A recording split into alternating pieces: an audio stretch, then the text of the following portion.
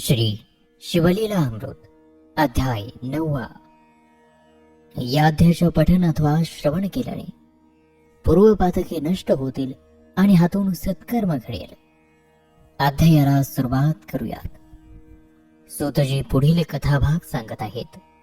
सूतजी सांगू लागले, वामदेव नावाचा एक ऋषी अरण्यामध्ये एकटाच हिंडत असे. सर्व अंगावर भस्म, निर्वस्म स्थितीत निराहार राहून शिव नामस्मरणाशिवाय ते काहीही करत नसे. एकदा वामदेव ऋषी नेहमीसारखेच क्रौंच अरण्यात हिंडत असताना एक भयानक आणि प्रचंड देहाचा ब्रह्म राक्षस, ज्याच्या कपाळी शिंदूर, तोंडाबाहेर जीभ लवलवत होती, निखाऱ्यासारखे डोळे, असा हा सर्व भक्षक राक्षस एकाएकी धावत आला. खाण्यासाठी त्याने वामदेवाला मिठी घातली, परंतु त्या क्षणी त्या राक्षसाची वृत्ती पालटली. त्याचे मन सात्विक झाले. परंतु ही घटना घडली तरी वामदेव समाधी अवस्थेतच असल्याने त्यांना काहीच कळले नाही. राक्षस मात्र त्यांच्या स्पर्शाने निष्पाप झाला. राक्षसाचे मन आणि स्वरूप पालटून त्याला पूर्वीच्या हजारो जन्मांचे स्मरण झाले आणि तो वामदेवाच्या पाया पडून म्हणला, गुरुवर्य, मी आपल्या दर्शनाने पावन झालो आणि आपल्याशी संभाषण झाले तरी मी शिवपदाला जाईल असे मला वाटते. मला माझ्या हजारो जन्मांचे स्मरण झाले, परंतु त्यातील 25 जन्मामध्ये जी दारुण पापे घडली ती मी आता आपणाला निवेदन करतो. मी पूर्वी दुर्जय नावाचा अति निर्दय आणि दुराचारी राजा होतो. ब्राह्मणांना, प्रजाजनांना मी अन्यायाने छळीत असे. माझ्या अत्याचाराच्या भयाने ब्राह्मण आणि सज्जन लोक पळून गेले. राज्यातीलच काय तर परराज्यातील सुंदर स्त्रिया मी पळवून आणल्या आणि त्यांचा एकदाच उपभोग घेऊन त्यांना बंदीखान्यामध्ये विना अन्न पाण्या वाचून हाल हाल करून मारित असे. धर्म म्हणजे काय हे मला माहीतच नव्हते. मी अतिरिक्त भक्षण आणि मद्यपान करीत असे आणि त्याचा अतिरेक झाल्याने मला क्षयरोग झाला आणि मग मी मरण पावलो. यमदूतांनी मला नरकामध्ये नेले. तेथे त्यांनी मला तापलेल्या तांब्याच्या पत्रावरून चालविले. तप्त खांबाला मिठी घालायला लावली. टोकदार गवताच्या पात्यावरून चालविले. तापलेल्या तेलाच्या कढईत बुडविले. जबरदस्तीने तोंड उघडून त्यामध्ये विष्ठा, मूत्र, लाल निखारे, खारट कडू रस तोंडात ओतले. गिधाडाकडून डोळे फोडले.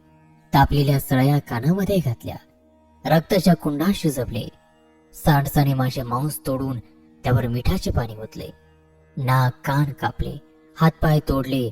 अंगावरची त्वचा सुरून काढली. त्यावर उकळते पाणी गुंतले. पाठीकडे वाकून डोके आणि हातपाय बांधून ठेवले. प्रत्येक बोटामध्ये सुया खोपसून हात बांधून ठेवले. कुत्र्याकडून लचके तोडवले. उकळात घालून तापलेल्या लोखंडाच्या मुसळाने चेचले. गळ्यामध्ये फास अडकविले. दात पाडले. पाठीवर, छातीवर एकाच वेळी मुसळाने प्रहार केले. विंचवाने भरलेल्या हौदामध्ये टाकले. अग्नीमध्ये शरीर भाजून काढले. पर्वतावर नेऊन खाली फेकले. उंचावर तलवारीवर बसून दोन्ही पायांना दगड बांधले. आतडी काढून तोंडामध्ये भरवली. नाकात तप्त नळ्या घातल्या. इंगळाचे अंथरूण करून त्यावर झोपविले. दोन्ही हातांनी ओढून माझे ओठ फाडले. उलटे टांगून मानेला शिळा बांधल्या.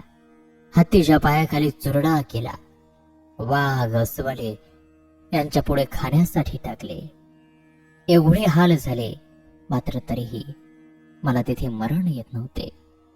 अशा रीतीने 3000 वर्ष दारुण नरक यातना भोगून झाल्यावर यमदूतांनी मला व्याधाच्या जन्माला घातले. त्यानंतर अजगर, लांडगा, डुक्कर, सरडा, कुत्रा, कोल्हा, रानकवा, माकड, गाढव, मुंगूस, कावळा, बगळा, कोंबडा, गिधाड, मांजर, बेडूक, कासव, मासा, उंदीर, घुबड, रानटे मांजर, उंट, निषाद आणि हा जन्म राक्षसाचा. गुरुवर्या, तुझ्या दर्शनाने मला असे ज्ञान झाले, त्यामुळे माझा उद्धार झाला. संतांच्या समागमाने ताप, पाप आणि दैन्य नष्ट होते हे खरोखरच खरे आहे. राक्षसाचे एवढे निवेदन ऐकल्यानंतर एरवी मौनव्रत धारण करणारे ते वामदेव राक्षसावर कृपा करून म्हणाले, राक्षसा, हा प्रभाव शिवभक्तीचा माझ्या अंगावरील भस्माचा आहे. या भस्मासंबंधी मी तुला एक कथा सांगतो. एक ब्राह्मण होता. शूद्र स्त्रीशी शारीरिक संबंध ठेवल्यामुळे तो अमंगळ झाला. एकदा त्या स्त्रीच्या पतीने दोघांना एकत्र पाहिले आणि पकडून ठार मारले. त्यांचे प्रेत गावाबाहेर टाकून दिले. त्या प्रेतावर कोणीही संस्कार केला नाही. यमदूतांनी त्यांना नरकामध्ये नेले. इकडे तिथून जवळ असलेल्या शिवमंदिरात शिवरात्रीचा दिवस असल्याने काही लोक भजन करीत होते. मंदिरात भक्तांसाठी उत्तम असे भस्म ठेवले होते. तेथे अचानक एक कुत्रा आला आणि त्या भस्मामध्ये तो लोळला. पिंडी दिसेल अशा रीतीने दाराशी बसला. थोड्या वेळात तो उठला आणि ब्राह्मणाचे प्रेत पडले होते त्या भागामध्ये गेला. पलीकडे जाण्यासाठी रस्ता नव्हता, म्हणून त्याने प्रेतावरून उडी मारली. त्यावेळी त्याच्या अंगावरचे भस्म त्या प्रेतावर पडून तो ब्राह्मण पापरहित झाला. तेव्हा त्याला घेऊन जाणाऱ्या यमदूतांना शिवदूत सामोरे आले. त्यांनी यमदूतांना ताडण करून ब्राह्मणाला त्याच्या हातून सोडवून शिवलोकी नेले. या भस्माचा असा महिमा आहे की मद्यपान, ब्रह्महत्या, गोहत्या, अभक्ष भक्षण इत्यादी सर्व पापे नष्ट होतात. वामदेव अशा प्रकारे त्या राक्षसाला भस्म महिमा सांगत असताना आकाशातून दिव्य विमान आले आणि त्या राक्षसाला शिवदूत शिवलोकात घेऊन गेले. वामदेव पुढे स्वेच्छेने संचार करीत निघाले. भस्मलेपनामुळे भगवान शंकर प्रसन्न होतात. सत्संगतीने मुक्ती मिळते. मंत्र, तीर्थ, ब्राह्मण, देव, ज्योतिष्य, औषधे यांच्या बाबतीत ज्याप्रमाणे भावना असते त्याप्रमाणे तसाच अनुभव येतो. सूतजी पुढे कथा सांगू लागले. ते म्हणाले, पांचाल सिंहकेतू नावाचा एक पराक्रमी राजा राज्य करीत होता. तो एकदा पुष्कळ सैन्य घेऊन शिकारीसाठी अरण्यात गेला. परंतु त्यातील एक शबर एका भग्न शिवालयामध्ये शिरला. तेथे त्याला एक सुंदर शिवलिंग जमिनीमधून उन्मळून पडलेले दिसले. त्याने राजाला बोलावून ते दाखवले. राजा म्हणाला, तो मोठा भाग्यवान म्हणून तुला हे उत्तम शिवलिंग सापडले. याची पूजा शुद्ध भावाने केली पाहिजे. भाव शुद्ध नसेल तर थाटामाटाने केलेली पूजा ही फलदायी होत नाही. राजा पुढे म्हणाला, पूजेचे अनेक प्रकार आहेत, परंतु भगवान शंकरांच्या पूजेला चिताभस्म आवश्यक आहे. चिताभस्म असल्याशिवाय नैवेद्यही दाखवू नये. हे लिंग तू घरी घेऊन जा. शबराने राजाला नमस्कार केला आणि तो ते लिंग घेऊन घरी आला. आपल्या पत्नीला सर्व वृत्त सांगितले. एका उत्तम मुहूर्तावर त्या शिवलिंगाची स्थापना करून ते दोघे नेहमी चिताभस्म आणून भगवान शंकरांची पूजा करू लागले. त्यांची निष्ठा किती आहे याची परीक्षा पाहण्यासाठी एक दिवस भगवान शंकरांनी त्यांना चिताभस्मच मिळू दिले नाही.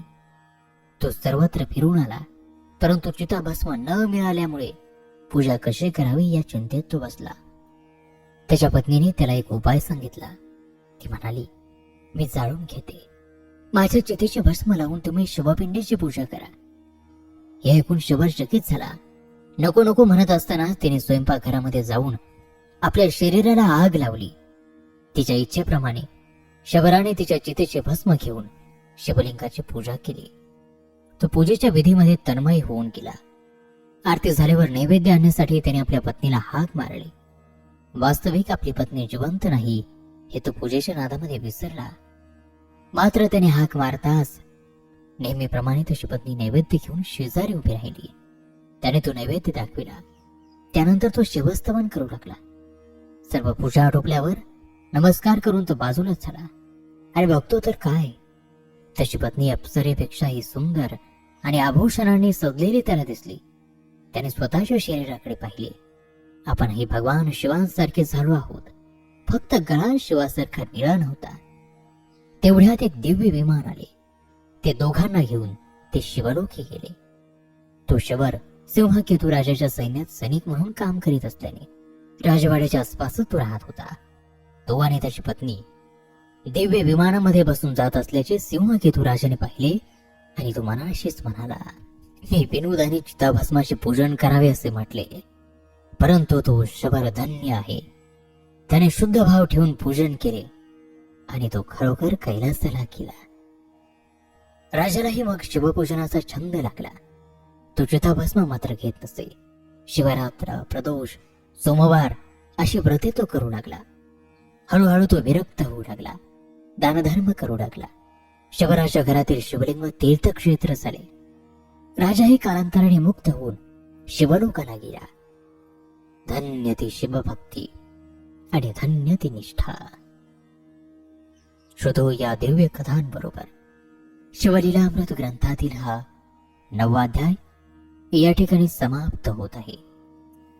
आजचा हा कथाभाग तुम्हाला कसा वाटला कमेंट करून नक्की सांगा. आणि ही दिव्य कथा आपल्या आप्तेष्टांसोबत शेअर करायला विसरू नका. तोपर्यंत नमस्कार, धन्यवाद.